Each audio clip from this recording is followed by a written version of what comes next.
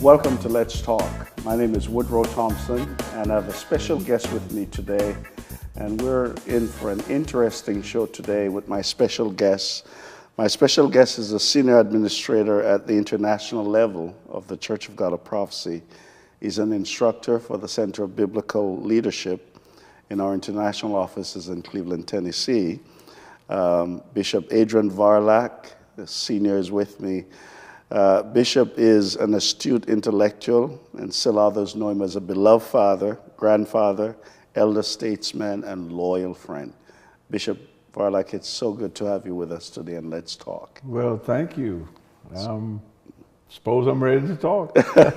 Good to have you. It's such a pleasure to have you with us today. With a man of your caliber and someone who has traveled, to have taught, to have preached, you're viewed as an elder statesman in the Church of God of Prophecy. There's so much to talk about. But I want to start in getting to know the man, Adrian Varlack. You know, my history with you is I've known you from afar off in our movement, and I've always admired you for who you were, and you're one of my great preachers. Even when I was a young man in Jamaica, I can still remember some of the messages you preached. And you have helped to shape not just my life, but you have helped to shape most of our lives in the Church of God of Prophecy. But most people don't know a lot about you. Tell me a little bit about Adrian Varlack Sr. Well, in terms of how we might frame it, on my first visit to Jamaica in 1973, the Bishop of Jamaica in our church made the announcement to the convention. He says, "Headquarters have sent us a small island man, but we will accept him anyhow." And on a matter of scale, my little island, 15 square miles compared to a place like Jamaica, then compared to North America, United States, and Canada, you know, it's not even a drop in the bucket. And someone said that the place I'm from is so tiny, it's behind God's face. And I said, well, I'm glad he found me there. He turned around. At least he saw me, you know. But I grew up in a home with a dad who was both a fisherman. He owned a couple of boats. And he was a farmer. He grew stuff. He raised cattle and goats and things like that. And so we grew up there in a kind of Methodist-influenced island to where the Christian ethos was in the school. You did your morning prayer, your midday prayer, your evening prayer. And we went home for lunch, so that's why you had the midday prayer, you know, be present at our table, Lord, and all that. So, so I came out of that, you know, I would say based on the way I've been in the world, no one would have looked to a little place like my little Anegada to find somebody to do work around the world. But the Lord did this, and I'm very grateful. I married a girl from an island next door.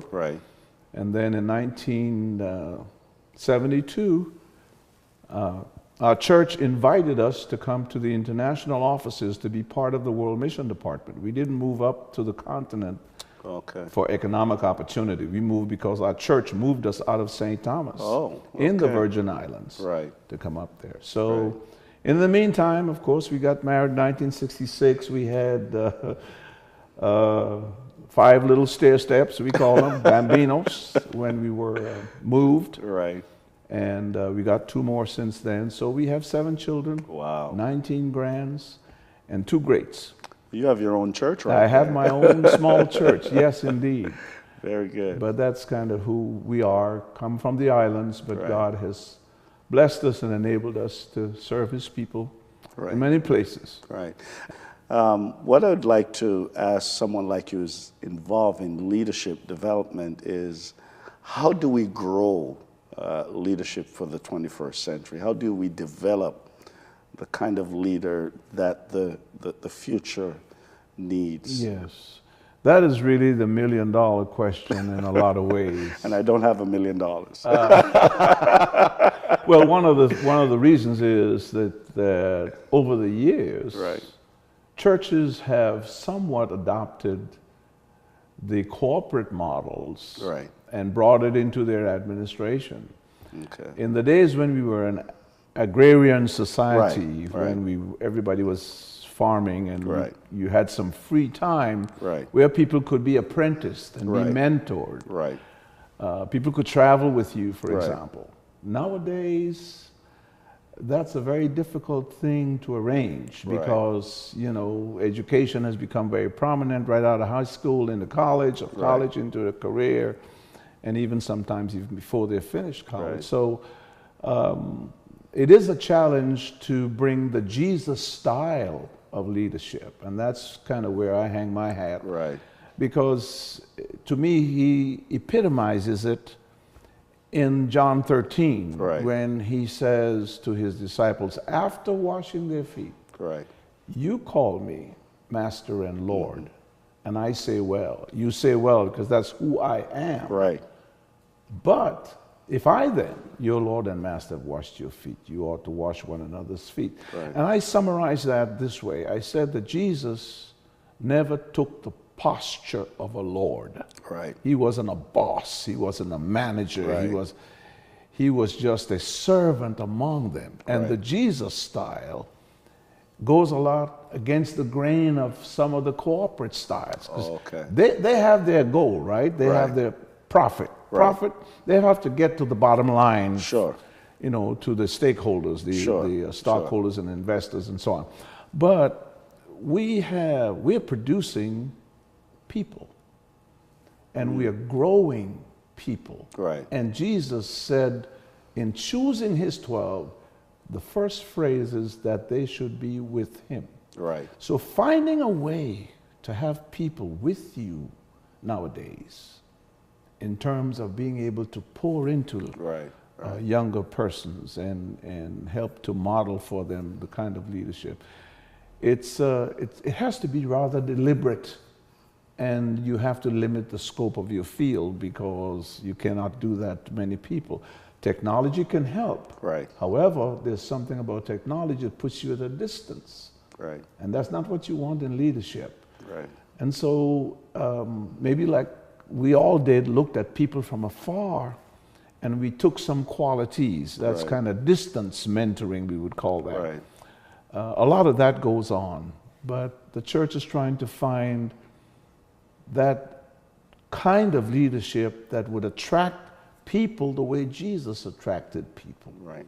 And he got very common among them. I mean, he was a friend of publicans and sinners. Right. That's true. And today, especially those of us in the holiness tradition, we don't want the sinners.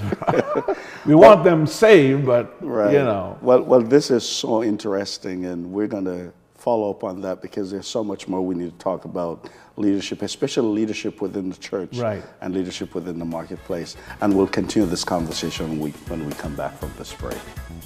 Are you saying then that there are no principles within the marketplace that can be incorporated in leadership within the church? No, I'm not saying that there are not any. Okay. I'm saying that whatever we pick up need to be sanctified.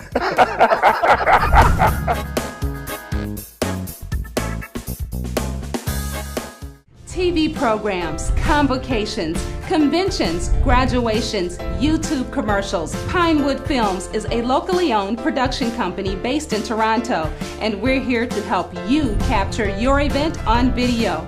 It could be a Saturday or Sunday morning church service, a banquet, a business function, birthday party, even that special wedding day. Absolutely no project is too small or too large. We record and edit all of our footage professionally with high-quality HD and 4K cameras that can be used for TV broadcasting or just home viewing. The choice is all up to you. So, what are you waiting for? Call us right now at 647-933-8068, and there's no obligation. Let's talk about your ideas for your next event or project. The number is on the screen. We're waiting for your call. Welcome back to Let's Talk. My special guest today is Adrian Varlack Sr., and it's such a privilege to have him with us. He is involved in leadership development within the Church of God of Prophecy International offices in Cleveland, Tennessee.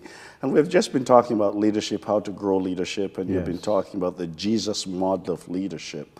And you've talked about leadership in the corporate world. Now, here's the question for you. What's the difference, or what should be the difference between leadership in the marketplace and leadership within the church or in the kingdom of God? Well, in the church and in the kingdom of God, if we begin there, Jesus is the model. Right. Okay, and he has always been among. Right. Not at the head of, but among. Right, right. And that, achieving that today with the type of structures we generate within the church, we kind of always look to see somebody up on a stage, somebody way out there out front. Right. But as the old joke goes, if they said if you're out by yourself and you look over your shoulder, nobody else is following, you're just taking a walk. It's not a good idea. Of leadership. But the difference is the corporations have a goal and a means of getting to that goal. Right. Profit is the ultimate goal of those in business, and obviously that's what businesses are for. So they can structure things, and they don't have to place high value on persons if the person is not performing the job that that system demands. With us in the church, it's very different. We are producing people. Right, right. And people, not just people, but people for God. Right. Godly people, disciples of Christ. Right. And to do that sometimes, the process is a lot longer, it's a lot slower. Right. And you've got to find ways to get with people and be with them enough. I started to say earlier that we have some help from technology. We can do emails, we can do Skype, we can do, you know, all the different techno media that help us. However, the distance between me as a person and watching my mentor on a video is very different from that mentor reaching over and saying, hey, buddy, I'm so glad you're here, you know? And, you know, last night so-and-so happened. See, some of those things you can't do with technology. And that's the difficulty I find with the church. We have not yet found the best way to imitate Christ in today's context. And it's difficult to do. Well, and I understand that because, as you rightfully said, the disciples were with Jesus. They spent their life with him, or the 3 years with him. Are you saying then that there are no principles within the marketplace that can be incorporated in leadership within the church? No, I'm not saying that there are not any. Okay. I'm saying that whatever we pick up need to be sanctified. It has to be sort of revamped and re-envisioned in terms of Christ's own model. Well, this is so interesting. Oh my goodness, this is an eye-opener. I would like for us to continue this conversation, especially talking about the life cycle of a leader, but we'll do that when we come back after this break. Personally, I think we in the Holiness Pentecostal tradition are one of those moments. Wow. Where we need to say, listen, we've got to do some things different, and they cannot be peripheral. They have to be fundamental.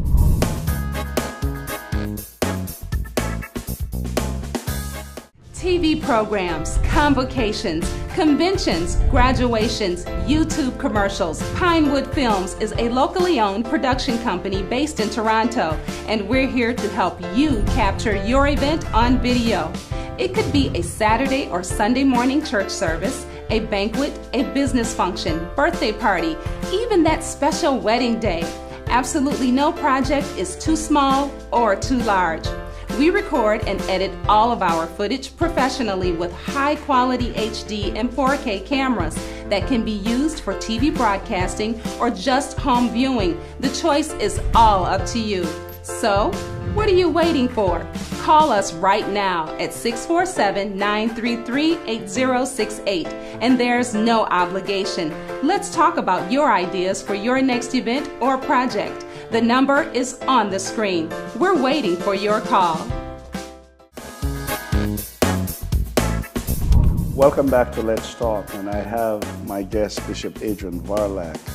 And I can tell you this conversation is stimulating and very encouraging to hear what you're sharing with me regarding leadership, because I believe that leadership is one of the greatest challenges we face, not just within the church, but within our world, as you can see. But one of the things I was thinking about as you were sharing with me is the life cycle of a leader. And what I mean by that is, part of that is, how do we get leaders to finish well? How do we get leaders to go through that life cycle where my understanding is that leadership almost starts like an infant, you grow through it, and then you come to the end of it. Yes. One of the challenges I find is that leaders develop, they do well, but somehow we're not finishing well. How do we help them to do that? I have seen that over the years. It's something has been a concern of my own. Right. But I think the church has to go back, and by that I'm speaking generally Yes, in leadership. Right. We have to go back to the Bible. First of all, if we take the model in the Old Testament, a priest would serve till he was 50 years of age. Obviously, you would go back in that time, the lifespan. Right, sure. And some of them was different. Yes, and somebody like Moses didn't finish at 50, obviously. That's correct. I think he died at 120. Right. But the idea that there had to be a limitation on the service, that is not today an expectation. I made a note on my way up here as I was reflecting on finishing well, because we ought to know, and we're going to touch on this a little bit this weekend, we ought to know also when we are not doing well. That means that also you can plateau, plateau almost like you plateau. The person themselves, and therefore having a realistic evaluation of oneself is very important. However, autobiographies are very crazy things. You know?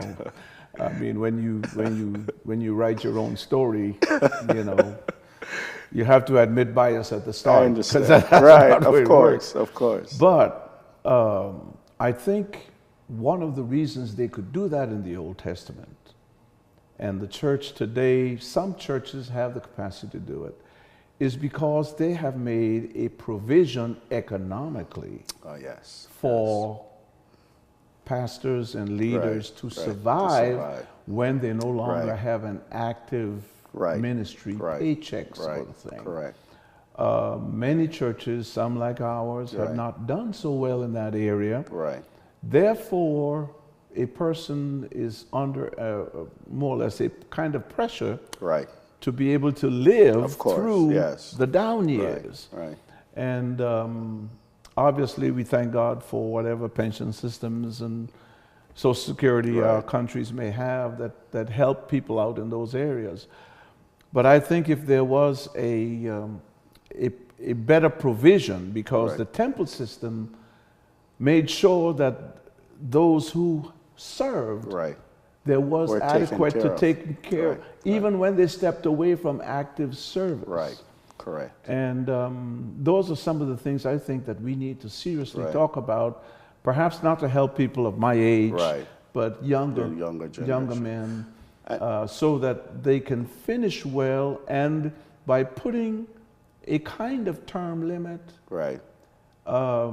you remove the expectation that people will have to stay there until. You know? But as you mentioned, younger men and younger women, one of the frustration that I think some of our young men and young women feel and face within the church, and I'm using that in a general sense, is the idea that there don't seem to be this move towards ensuring that we're developing and growing this generation of leaders and preparing them amidst the challenges we face. Sure. There don't seem to be that intentional move to ensure that we're preparing them, we're growing them, we're mentoring them, and we're Yes. pouring into them.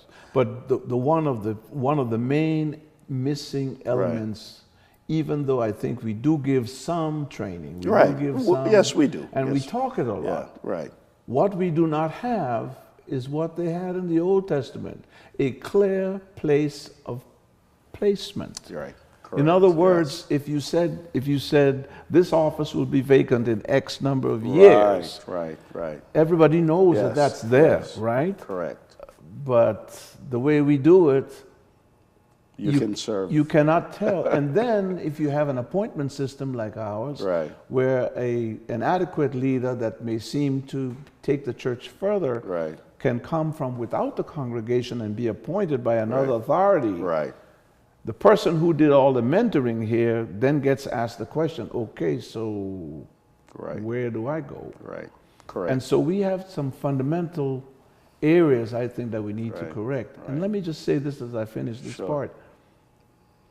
There comes a time in church history, like the Reformation, Right. when the whole church literally had to be challenged at its roots, Yes. Correct. to have a fresh start, Yes. a fresh beginning. Yeah. Personally, I think we in the Holiness Pentecostal tradition are at one of those moments Wow. where we need to say, listen, we've got to do some things different, and they cannot be peripheral. Right. They have to be fundamental. I want to come back to you, the man, again. I want to talk to you. Knowing you the way I've known you over the years, you are a Jesus lover, you're a Jesus follower. In the world that we live in, people only mention the name Jesus when they're frustrated, or they talk about him as maybe a great teacher.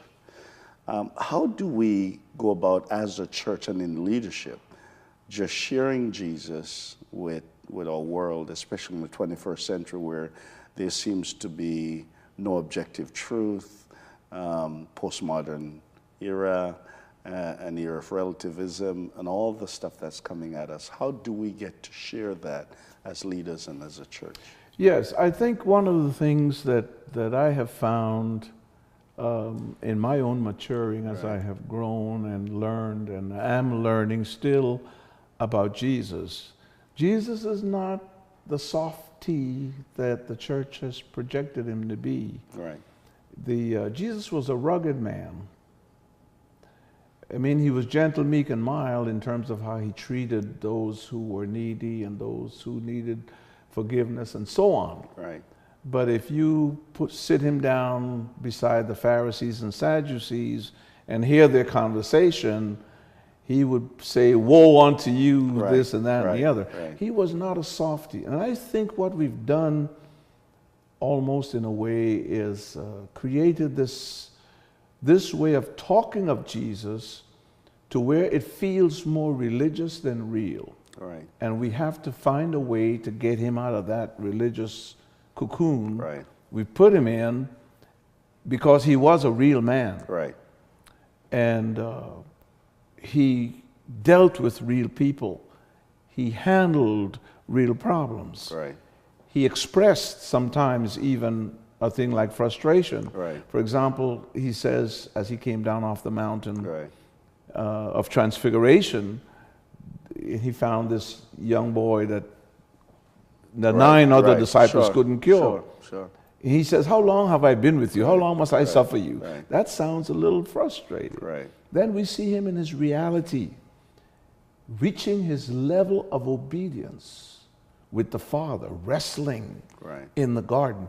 All of that, Jesus was so real Right. to life that I think that's the man we need to present to people who knows about us, but get him out of this soft religious cocoon Right. and talk to folks about him as a historical figure. Talk to him about a man who cared for his mother. Right. On the cross, he's dying. He says, John, take her home with Right. you. Right. I mean, he was no softy. He was a real man. Right. And I appreciate you sharing that with us. That is so powerful. Now, there are many people watching this show. Maybe they're flipping the channel, just looking for something to watch, and they've landed on our show, which I'm pleased about. But this world is so broken that people find themselves at different places in their life. Yeah. This Jesus we're talking about, there's some folks who will say he's just an historical figure, and we agree he's an historical figure, but he was more than an historical figure. How do we, as we were talking about earlier, how do we get the persons watching us to understand that this Jesus, when we talk about leadership, we talk about he's the greatest example for leadership, but this Jesus can literally transform their lives, can literally meet them at their brokenness. How do we get them to see that? How do we share that with them in an effective manner? Yes. Obviously, when we get into what we call evangelism and evangelizing people, sometimes we've spent so much time on programs that we get away from the personal. And I think the personal is the way to go. There's not going to be like a mass healing of broken lives in the world. It's going to be life by life. It's going to be yours, mine, the other person's, one by one. And we introduce them to Jesus through his word. And of course, the Spirit of God helps us. There are things we can say to people to point them to Jesus, but sometimes the Spirit has to take it to where it registers in their hearts. And sometimes that has to be surrounded by prayer even before talking. For example, Jesus showed us the way, I think. When he spoke to Peter, he says, you're going to deny me. Which would be a terrible. I mean, Peter thought that was awful that he would even think about doing so. He said, I'm not going to do it. Well, Jesus kind of knew. But Jesus says, I have prayed for you. And I think one of the things we need to do in conversing with people about Christ is to pray ahead of time. Lord, whoever this day is for, I will meet today. Surround us with your presence and the atmosphere needed to communicate the gospel to this person. Well, Bishop Varlack, this has been powerful. This has been really wonderful to listen to. And I would just like to say, as I share with those who have been watching us, that you've shared something that is powerful, that Jesus Christ can meet people at the point of their need, exactly where they're at.